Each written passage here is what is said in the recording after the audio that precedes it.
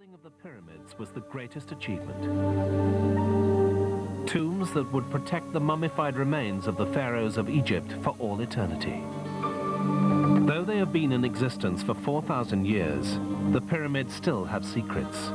And without one man, they simply wouldn't have existed. In the remote Egyptian deserts, he overcame disaster to build the very first pyramids. And exploring them has revealed his genius. Though unknown today, he was the greatest of all the Egyptian pharaohs. He was Sneferu.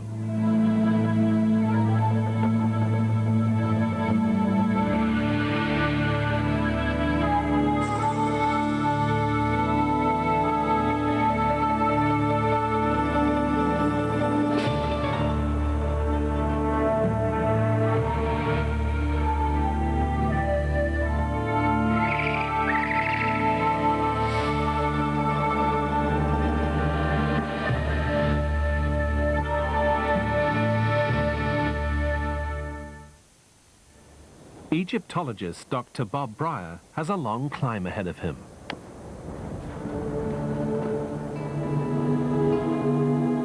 His quest to find out more about the man responsible for the building of something as fantastic, as breathtaking, and as large as the Great Pyramid at Giza.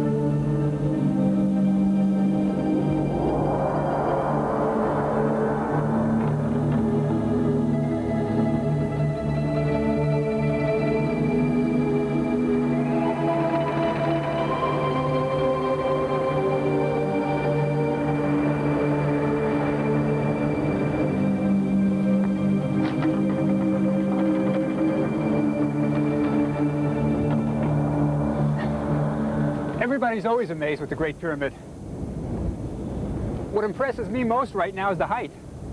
I'm about 40 stories up, and I still have a ways to go.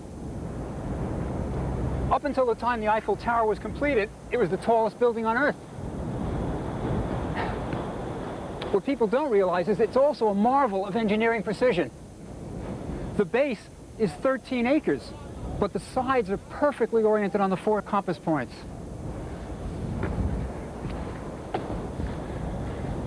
Before a building like this could be built, you had to solve immense engineering problems. The ancient Egyptian builders weren't perfect. There were failures, disasters, problems, and the man who solved the problems, the one who went beyond the disasters, was the pharaoh Sneferu. He's the one who showed Egypt how to build the pyramids.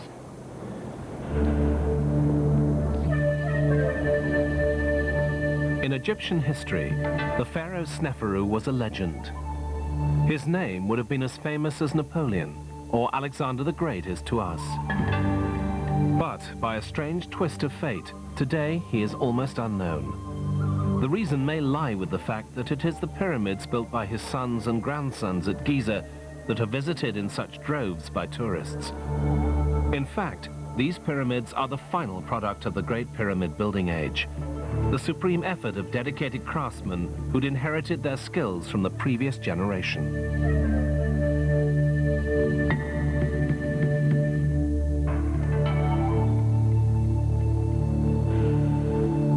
The pyramids that Sneferu built stand unvisited and largely unknown. Almost as large as the famous Giza pyramids, these were actually early prototypes. This is where the art of pyramid building began.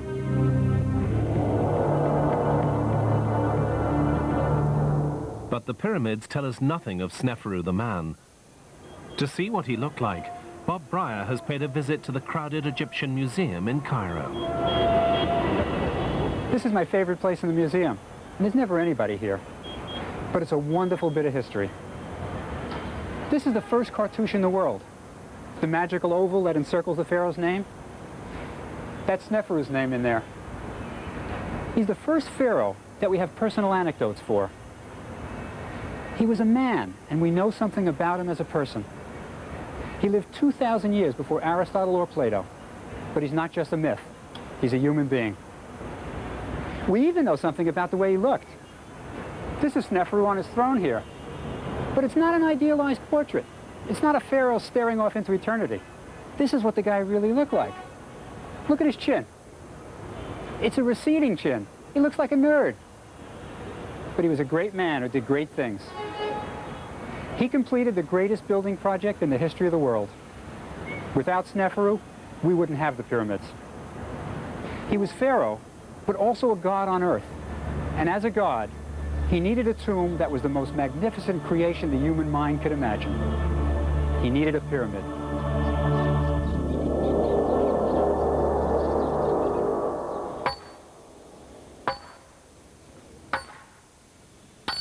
The 6 largest pyramids in Egypt were actually built in a period of less than 100 years.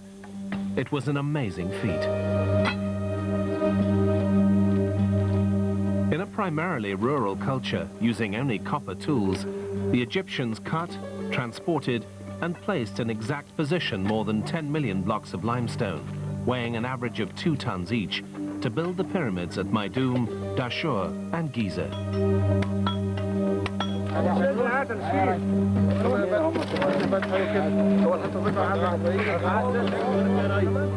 Imagine moving a large block of stone into place every 3 minutes, day and night, continuously, for 100 years.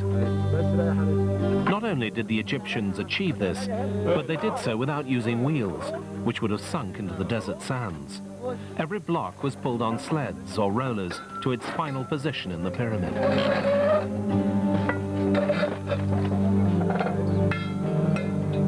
Built without mortar, these buildings were incredible. They were perfectly aligned, their measurements accurate to mere millimeters. There are more than 70 pyramids in Egypt. The ones visited by millions of tourists each year are the successes. But in remote Egyptian deserts are the failures, spectacular disasters that had to be abandoned. Sneferu was the first to succeed in building the first true pyramid.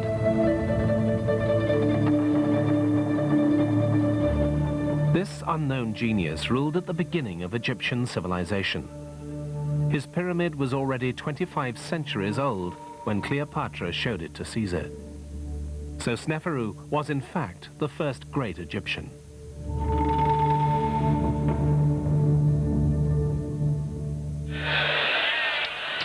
Hollywood may be responsible for many of our preconceptions about ancient Egypt. One is that the pyramids were built by slaves, forced to haul huge loads while being whipped by the cruel overseers. In reality, they were built by free labor, which makes Sneferu's achievement even more incredible. He had to organize and pay thousands of workers for decades in order to build his pyramids.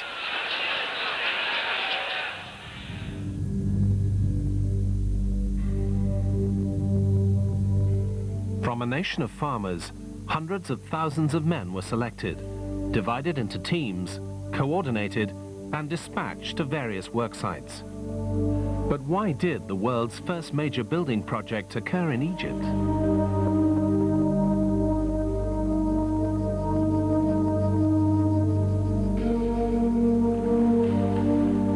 Ancient Egypt had a unique advantage. Every year, melting snow from the distant mountains of Africa flowed north to the sea.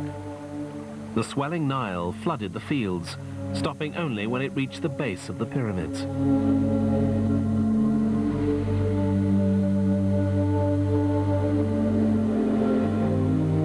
For the Egyptians, the Nile deluge was a mystical event. Carrying rich topsoil up from the south, the river first turned red. Then, as it swept up vegetation as it flowed along, it turned green. Finally, the Nile rose by almost 10 meters. When the floodwater receded over the fields, it left in its wake a rich, fertile mud, ideal for growing crops.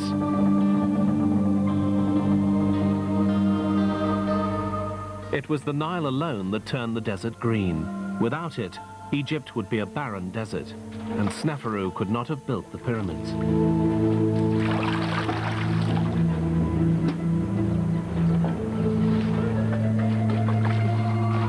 To channel the waters of the Nile to their fields, villagers joined together to create networks of irrigation canals.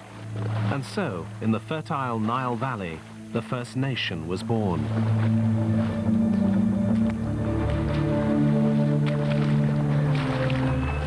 Nile made it possible for Egypt to produce endless fields of crops, flax, grains, vegetables, everything a society needed. It was here that the Egyptian capacity for cooperation was born, a vital ingredient for a vast building project. All that was missing was a great leader, and Sneferu was that man.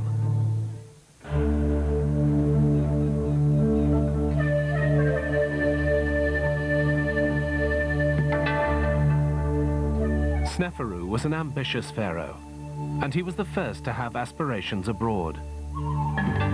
In ancient Egypt, to take any journey outside its borders was considered a bold and dangerous venture. If an Egyptian died in a foreign land, far from the priests, embalmers and rituals, he would not be mummified. All hope for eternal life in the next world would be lost. But Sneferu dared to defy custom. He sent his army on trading expeditions, north to Lebanon for tall cedar logs, east to Sinai for turquoise and minerals, and south to Nubia for gold. Under Sneferu, Egypt became a powerful international force.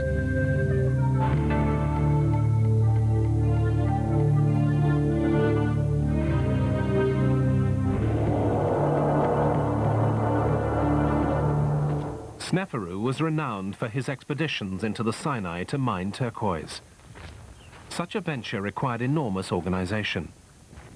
Taking 500 men and donkeys into the eastern desert would have probably required 30 boats for transport on the Red Sea and 50 tons of food a day.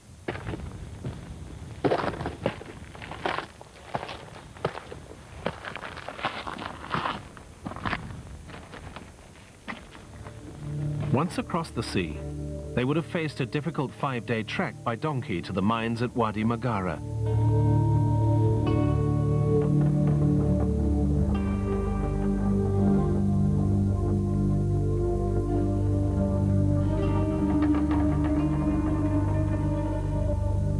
Tunneling into the mountains in search of turquoise was also dangerous, but an even greater threat were the hostile Bedouin tribes. Sneferu and his army made the Sinai safe for the miners. Bob Breyer has come to the mines to see what he can find.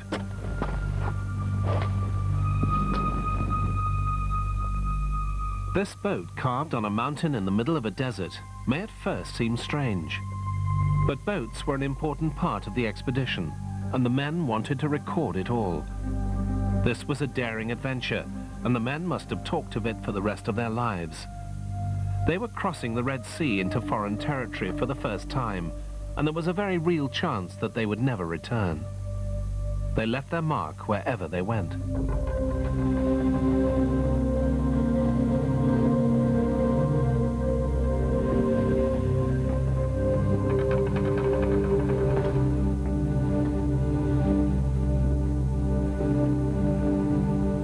It was here on the top of a mountain in a cave that the miners slept.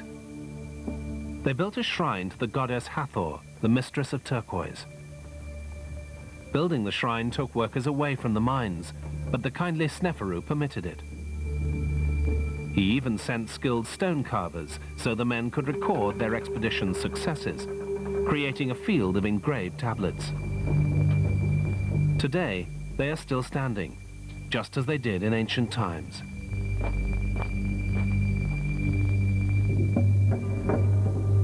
This one simply lists the names of the men on one expedition.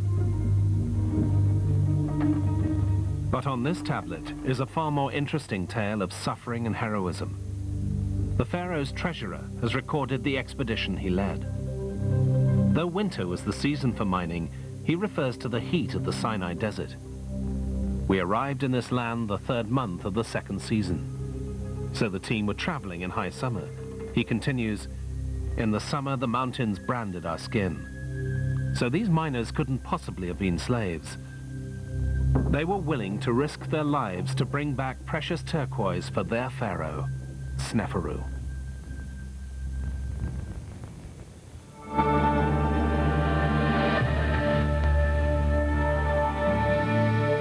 The turquoise that the miners brought back from Sinai was fashioned into butterfly inlays for finely crafted bracelets, gifts from Sneferu to his wife, Queen Hetepheres. Sneferu wasn't just a pyramid builder and explorer, he was a patron of the arts. His royal workshops produced extraordinary masterpieces in sculpture, painting, jewelry, and furniture. The artistic achievements that took place during Sneferu's reign were so outstanding that they set the standard for the next 2,500 years. The Maidum geese look as natural today as when they were first painted, 4,000 years ago.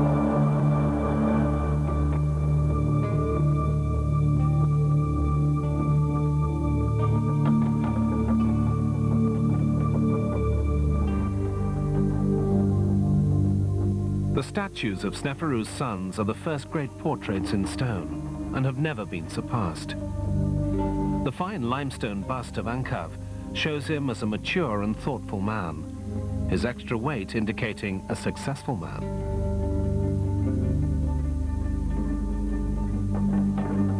Ankaf's brother Hemienu has rolls of fat, so he must have been extremely prosperous.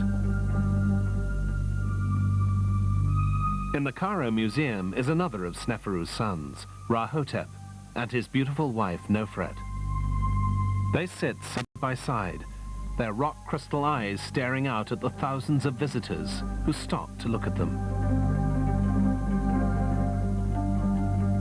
Nofret's statue shows great detail.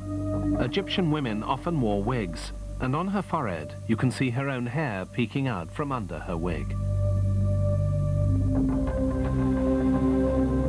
The furniture that Sneferu had built for his wife is among the most beautiful ever made in ancient Egypt. They are masterpieces of simplicity. The clean lines are straight and elegant.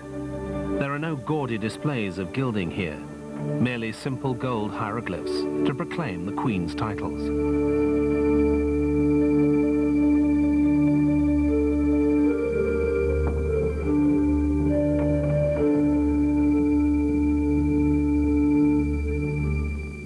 Queen's treasures, among them her beautiful canopied bed, were placed in her tomb for her enjoyment in the next world.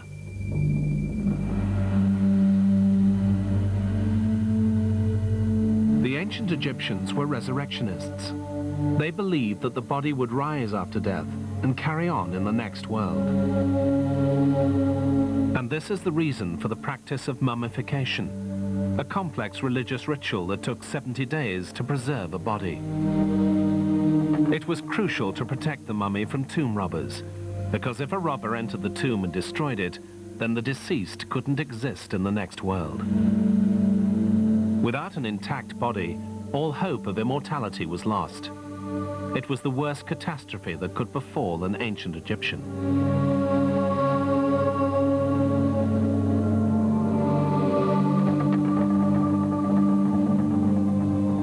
Once the mummy was preserved, an elaborate tomb was built to protect it for all eternity.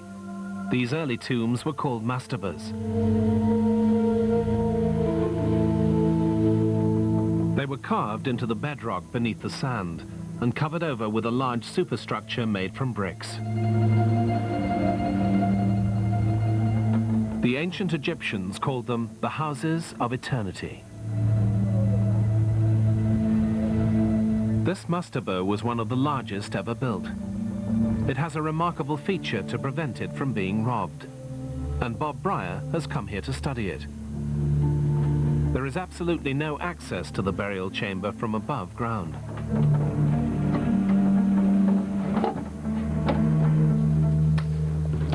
I'm going down into the mastaba the only way possible.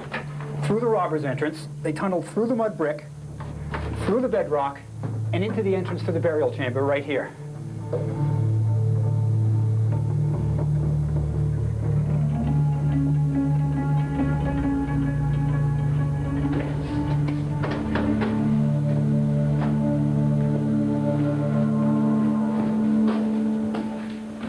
This is the burial of a very important person, probably a queen or a prince.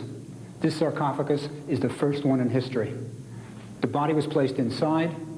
The lid was slid shut, but still it was robbed. Here's the robber's mallet that they used to prop open the lid. After the burial, this chamber was roofed over. And in spite of the 100,000 tons of mud brick and stone that were placed on top, it was robbed. Sneferu had a big problem. His dilemma was that it was almost impossible to stop tomb robbers. Even in Sneferu's time, his own wife's tomb was robbed. No matter how complicated the passages inside the tomb, the robbers still found the treasure. Why? Because the tomb robbers were very often the men who built the tomb.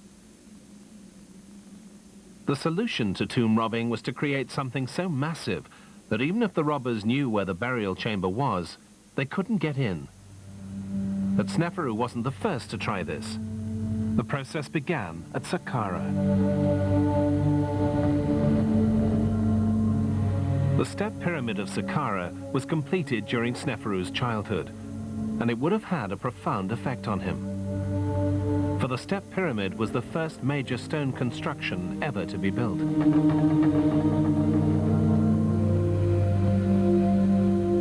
In our civilization, building has evolved.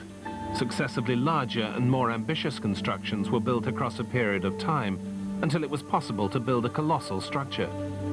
But this was not the way it happened in ancient Egypt.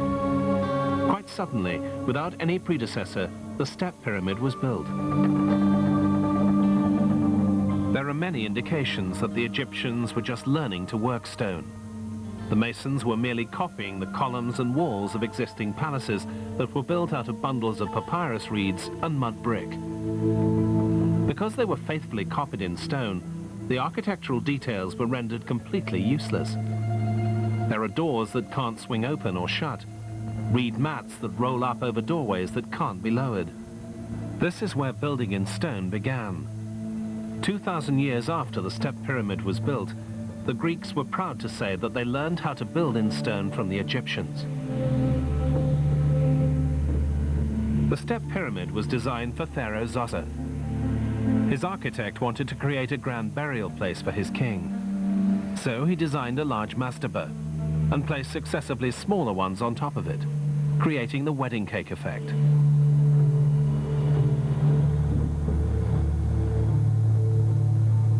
Because this was the first large stone building in the world, the builders faced many new challenges. They weren't yet skilled enough in working the stone, so the blocks that made up the pyramid were only roughly cut and fitted unevenly one on top of another, threatening the pyramid's collapse.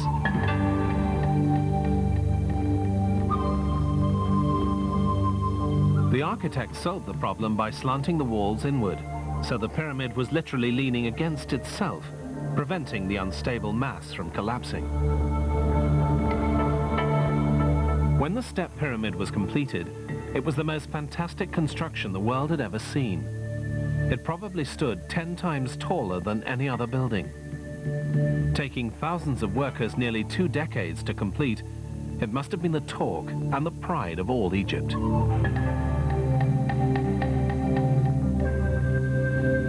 The step pyramid must have had a profound effect on the young Sneferu.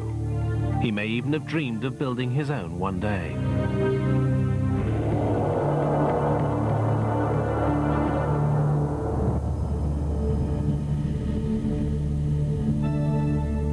When he became pharaoh, his chance came at Maidum.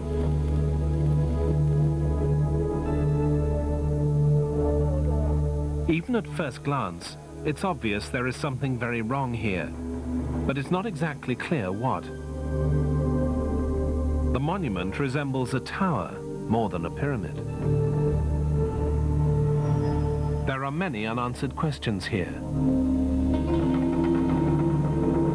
Why are the walls of the burial chamber rough and unfinished? And where is the pharaoh's sarcophagus? In the burial chamber, the 4,000-year-old cedar beams still lie in place, ready to lift the sarcophagus. But there is no trace of it, nor any evidence that the burial chamber was ever used. Nevertheless, it represents a major architectural breakthrough. This is the first above-ground burial chamber in Egypt. Creating a room inside a pyramid rather than under it caused one tremendous problem. With the entire weight of the pyramid above, how could the ceiling be prevented from collapsing? Sneferu solved the problem by placing the stone blocks of the walls closer and closer to the center of the room as it rose higher. As the walls were built up, the very top block forming the ceiling only spanned a distance of a few centimeters. There was the answer. The first corbelled ceiling in history had been created.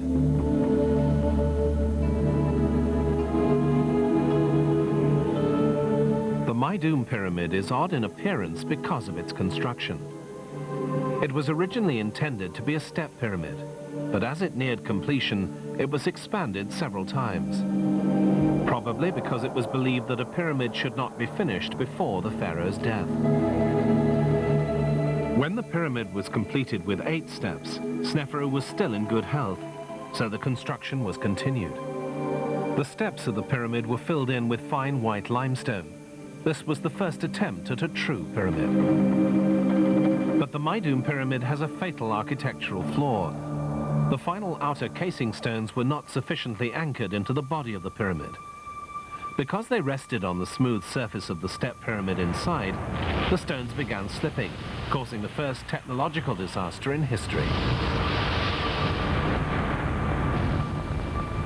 And that's the reason for its strange appearance. Later generations found it easy to quarry the loose stones, leaving only the steep inner core. What we see today is the result of 5,000 years of vandalism.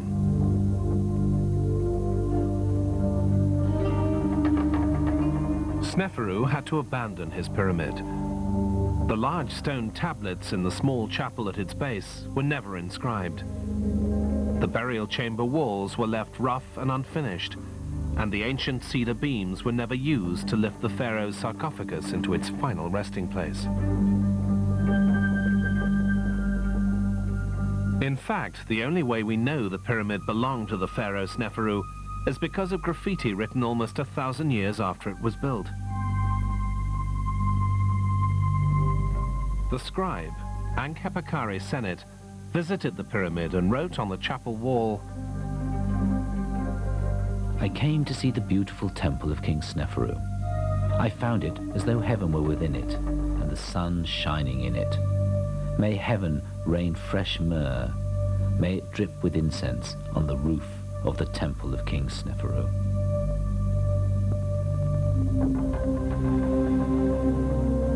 Imagine the architect, Sneferu's own son, appearing before the pharaoh to tell him that the work of the last 20 years was in ruins and that his tomb was unusable. It says much for Sneferu's personality. Instead of raging and giving up, he simply ordered that the site of Maidum be abandoned and a new location be found.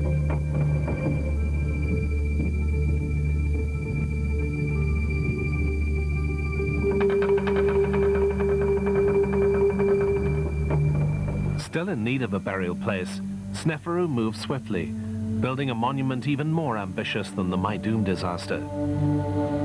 A pyramid more than twice the volume of the one he abandoned. A monument that would far outshine anything the world had ever seen.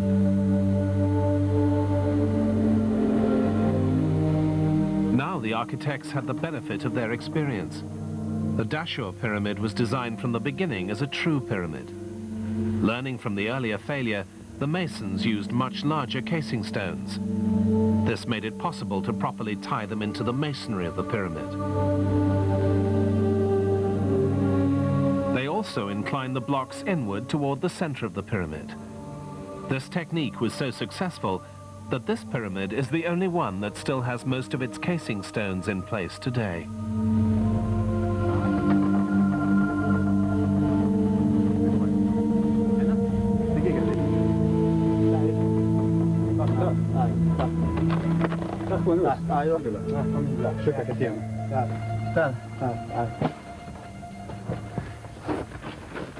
There's an interesting bit of graffiti here.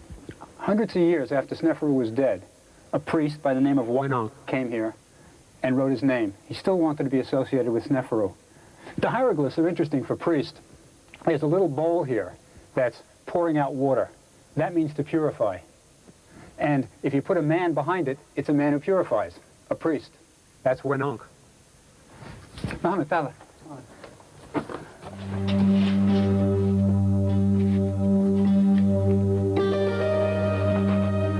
From the entrance, there is a 70-meter drop to the body of the pyramid, one of the longest and most difficult descending passages of all the pyramids. The finely polished blocks of the wall are smooth and surprisingly cold to the touch. The passage still has the railway tracks used by the excavators in the 1950s to remove the rubble from Sneferu's burial chamber. The passage was designed to lower the sarcophagus into the heart of the pyramid.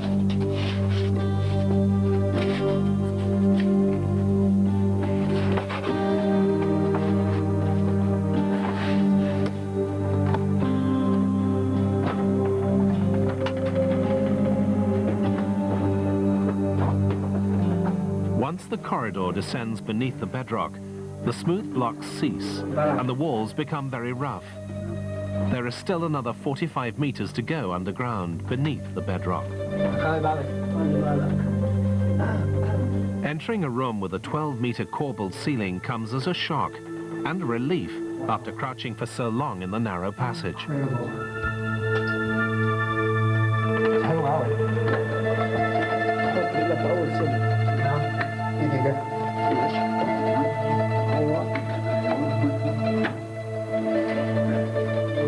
But still, Bob Breyer has not yet reached the burial chamber. This is merely a vestibule. Entry to the burial chamber is achieved via a swaying rope ladder.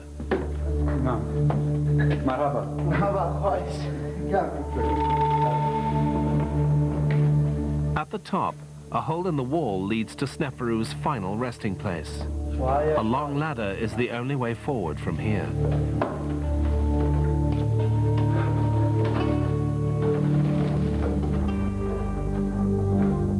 As Bob reaches the top of the ladder, he's delighted to notice that all four walls are stepped inward. This pyramid has a corbelled ceiling.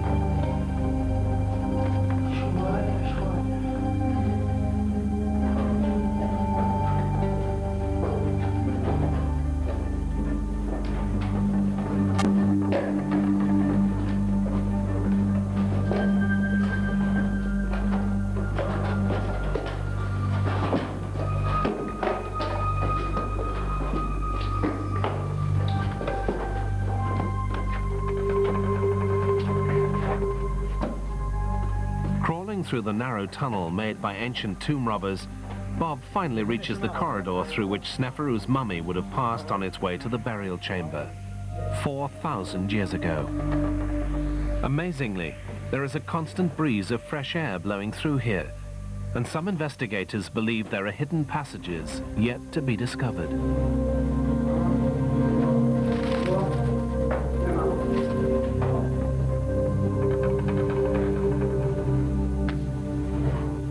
Finally, the burial chamber. The great thing about Sneferu was he didn't give up after the Maidum disaster. He built this. When it was completed, it was the greatest room on the planet. It goes up 55 feet. Mohammed, 55 feet up, corbelled ceiling. The walls go in all the way up to the top. But there was a problem. The wall started to move under the tremendous weight of the pyramid above it. Down here are cedar beams, 4,000 years old. They had to be brought in when the wall started to move. There were problems here too. The wall started to crack, move inward, and to make sure that the entire thing didn't collapse, they brought in the beams to hold it up. Originally, the Dashur pyramid was intended to be a true pyramid. But when the problem of the burial chamber developed, Sneferu's architects decided to finish it by reducing the angle from 54 degrees to 43 degrees. That is why it is known as the bent pyramid. By decreasing the angle, the ancient builders also reduced the amount of stone needed to complete the pyramid and lessened the weight on the chambers inside. But despite this, the pyramid was still too unstable to allow the burial of Sneferu's mummy to take place here. Sneferu had built the two largest buildings in the history of the world, and both of them were unusable. But still, he would not give up. Time was running out for the aging pharaoh. He had to build a successful burial place before he died. For the Egyptians, the bent pyramid was a proud achievement. Instead of abandoning the site as he had done at Maidum, Sneferu built his last pyramid less than a kilometer away. Today, in the glare of the sun, it appears red. At first sight, the red pyramid seems to be a success. The burial chamber is stable. Its design makes it the first true pyramid in history.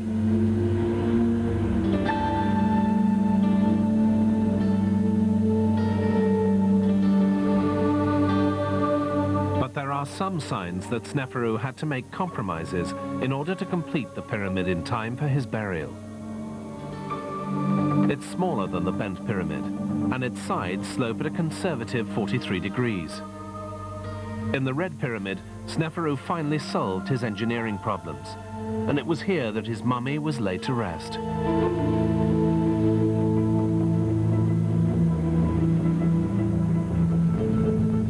Centuries after his death, pious priests of the cult of Sneferu were still placing offerings here for the soul of the pharaoh, so that he might have life, prosperity, and stability for all time.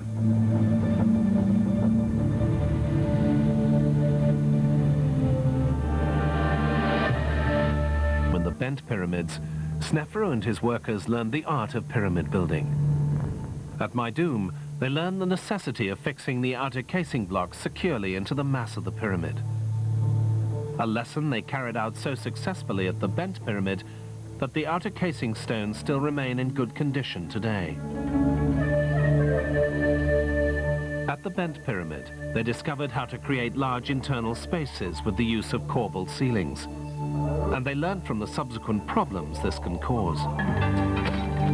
It's from Sneferu's pyramids that the ancient Egyptians developed the skills that enable them to cut, move, and fit large blocks of stone, to build the pyramids of Maidum, Dashur, and eventually the greatest pyramids of all, at Giza. Sneferu's tightly knit family worked together and achieved remarkable results. Sneferu had at least 5 sons. Some he made viziers of Egypt, keeping the power close to him and establishing a family trust that was to extend throughout his life. In addition to holding the post of vizier, several of Sneferu's sons became architects. One of the most famous is Ankaf, the architect of the second largest pyramid on the Giza plateau. Ankaf's brother, Hemienu, became vizier to another brother, the Pharaoh Cheops. Hemienu was probably the architect of the Great Pyramid. Ra-Nefer was one of the sons who didn't enter the family business of pyramid building. He became a high priest and general of the army. They were indeed one of the most successful families in history. Growing up with a father so obsessed with the building of pyramids must have had a profound effect on the brothers. They would have accompanied Sneferu, first to view the progress of the Maidum pyramid, then the bent pyramid, and finally the red pyramid. The passions of the father were truly passed to the sons. Sneferu's most famous son was Cheops, his successor. He is remembered today as the pharaoh who built the Great Pyramid, which became one of the 7 wonders of the world. The Great Pyramid is undoubtedly Sneferu's legacy to his son. Without Sneferu's experience, it could not have been built.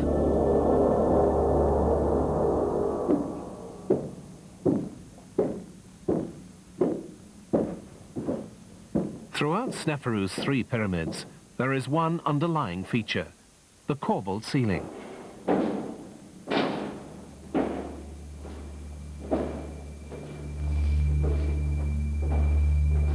His ingenious solution to distributing the weight of the stone blocks above the burial chamber made the construction of all the pyramids possible. From the cautious start at Maidum, to the spectacular ceilings in the pyramids of Dashur, to the pinnacle of expression here in the grand gallery of the Great Pyramid of Cheops.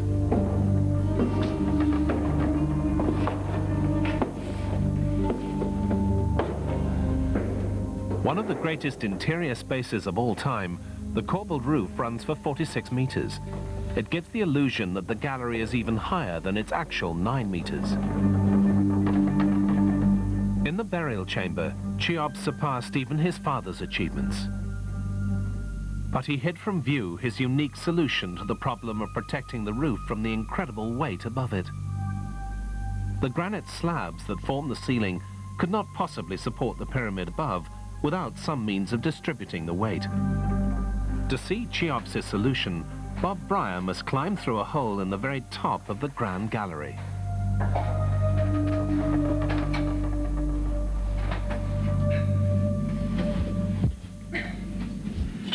This is the secret to why the roof of the burial chamber didn't collapse. I'm directly above the burial chamber in a low room that was designed to take the pressure off the roof of the burial chamber beneath me. Above me are 4 other chambers, pretty much like this one. And on top of them, there are 2 huge slabs that form an inverted V, taking even more pressure off the burial chamber. It's a kind of corbelled roof that's been streamlined. Snefru would have loved it. The relieving chambers worked beautifully. 5,000 years after they were built, the burial chamber is still intact, virtually undamaged. If tomb robbers hadn't found it, Cheops' mummy would still be here today.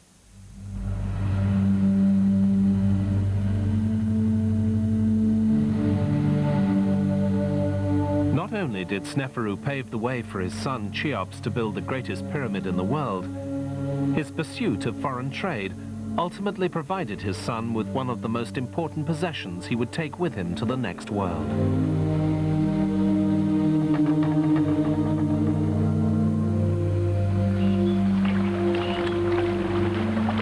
In ancient Egypt, the only transportation was by boat or by donkey.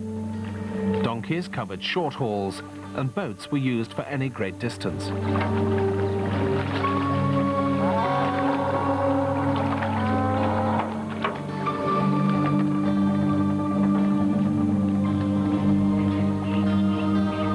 In 1954, a boat was discovered buried next to the Great Pyramid.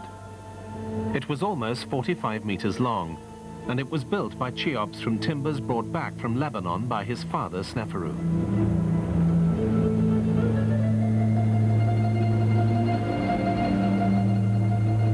Although the boat was found in pieces, the cedar planks were still strong enough for the boat to be reassembled. Some of the timbers are so large that they could never be replicated today. There simply aren't any cedar trees left that would be big enough. Typically, in ancient Egyptian boat design, the planks were tied together. When placed in the water, the wood would swell and the ropes would shrink, sealing the holes and making the boat watertight. With no mast and no sails, it was propelled by oars. But what was the purpose of this boat? Was it used by the pharaoh in his lifetime? Or was it intended for the pharaoh's last journey into the next world?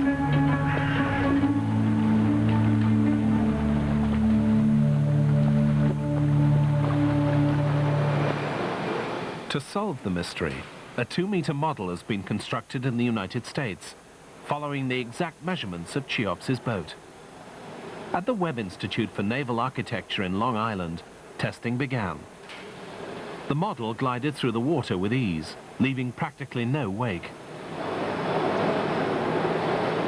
Because there was no indication of a mast or sails on the original boat, it would seem that the oars provided the only propulsion.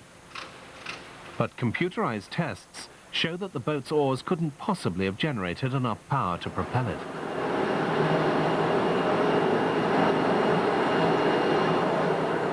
In fact, the oars seem to have functioned more like a keel on a modern yacht, giving the boat stability and direction. So how did the boat move through the water? This is no heel, no yaw. Run 40. Okay, here we go. Okay. It's known that ritual boats were often towed in ancient Egypt as they transported the body of the deceased from the east to the west bank for burial. The The 4,000-year-old cedar boat may well have brought the body of Sneferu's son to its final resting place in the Great Pyramid.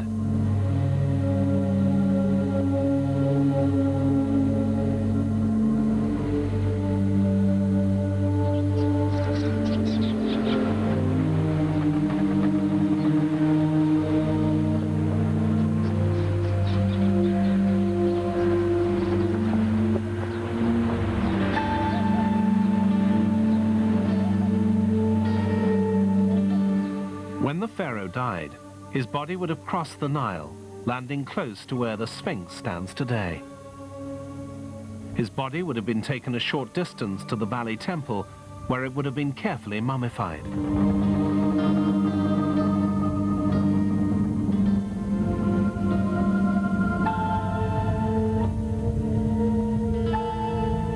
Exactly 70 days after his death, the mummified pharaoh would have been taken up a causeway leading to his pyramid. Accompanied by priests chanting the ancient rituals, the body would have been laid to rest in the heart of the most extraordinary monument humankind has ever created.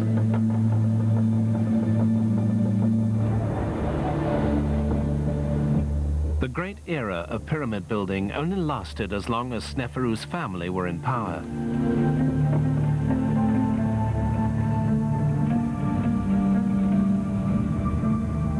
His son built the Great Pyramid, and immediately next to it, his grandson built the second largest pyramid.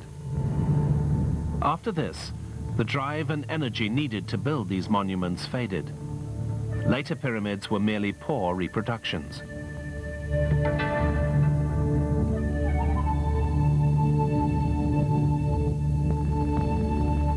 The ancient Egyptians looked back at the time of Sneferu and considered it to be their golden age. 700 years after Sneferu's death, the pharaohs of the 12th dynasty returned to Dashur to build their pyramid in the shadow of Sneferu's monuments. This is the mud brick pyramid of Amenemhet III, now eroded and crumbling.